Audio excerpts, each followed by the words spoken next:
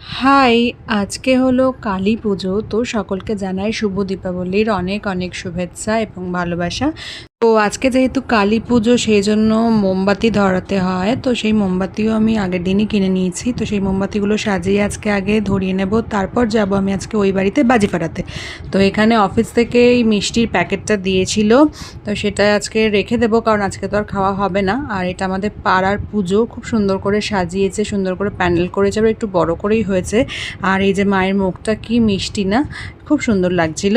যাই হোক, তো আমি এখানে মোমবাতি সাজিয়ে নিয়েছি, সেগুলোই জ্বালিয়ে নিচ্ছিলাম। আর আলোয় আলোয় চারিদিকটা এত সুন্দর হয়ে উঠেছে।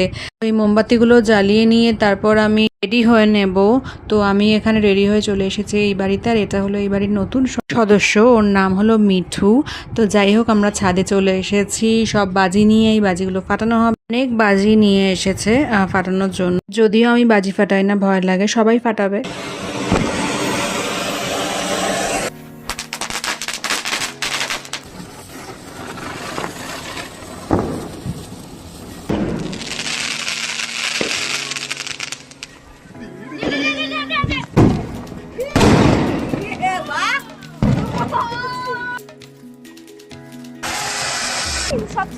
এই দেখি দেখি দেখি দেখি এদিকে। সবাই মিলে বাজি ফাটাচ্ছিল, তুবড়ি, রং মশাল, বিভিন্ন রকমের সেল ছিল, তারপর ছিল চটপটি বাজি, তারপর ছিল তারাবাতি, অনেক কিছুই ছিল। ফানুসও নিয়ে আসা হয়েছে, কিন্তু এর আগে যেহেতু কোনোদিনও ফানুস ওড়ানো হয়নি, তাই ঠিক জানা ছিল না যে কিভাবে এটাকে সেট করতে হয়।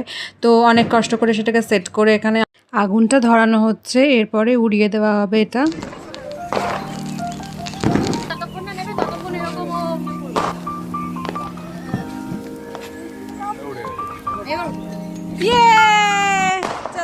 তো অনেক কষ্টের পর, অনেক চেষ্টার পর ফানুসটা শেষ পর্যন্ত ওড়ানো গেছে।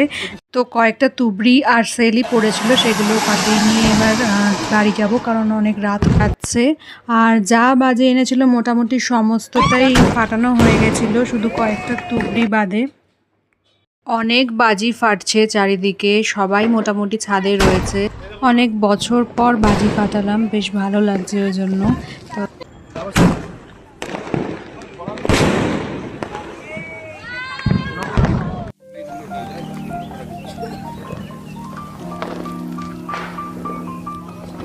শেষ বাজি ফাটিয়ে ক্লান্ত হয়ে ঘরে চলে এসেছি।